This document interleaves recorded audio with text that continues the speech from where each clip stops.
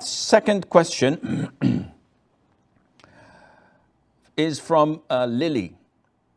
And she says, I am a woman and I have been resting my forearms on the ground upon every sujood. And I'm aware that there are differences in the performance of salat between men and women worshippers. Could you tell us further such differences? First of all, Lily, this is an issue of dispute among scholars. When you scrutinize it, when you look deep into it and research it, you find that the Prophet ﷺ clearly said, pray as you have seen me pray. So the hadith is general for men and for women. And if you search further, you would not find any authentic hadith differentiating between the way a man prays and a woman's prayer. Which means that in order for me to build an allegation, I need evidence. So when someone says, if a woman were to pray in the presence of non-mahram men, as in the case of a woman who wants to pray on the pavement in the streets, it's time for prayer and there's no masjid and her home is far away, what would she do? She has to pray and she is fully covered.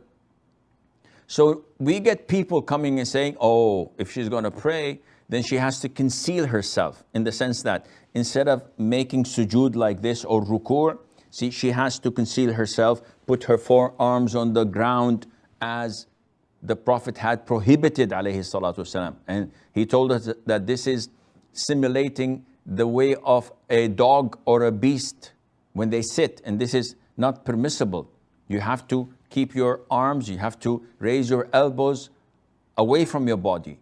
So some scholars say, no, she must not do this, she will be exposed. And this is not true. The Prophet ﷺ had never warned us from this, and this is a bit too extreme. It is too extreme, as we see in some masjids. When you have the women prayer area totally segregated with a wall, they cannot see the worshippers and they cannot see the imam, so that they could follow. And so many times the microphones go off and they are lost. They cannot follow the imam, they don't know what to do.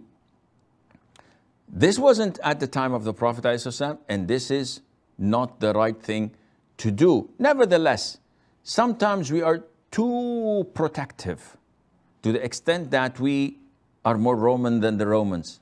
This is unacceptable. The religion of Allah is intact, is fixed. No need for you to come and change it. So no need for you to claim that you worry about women more than the Prophet ﷺ. The Prophet did not ever tell us ﷺ that a woman should do this or do that when she prays in front of non-mahram men.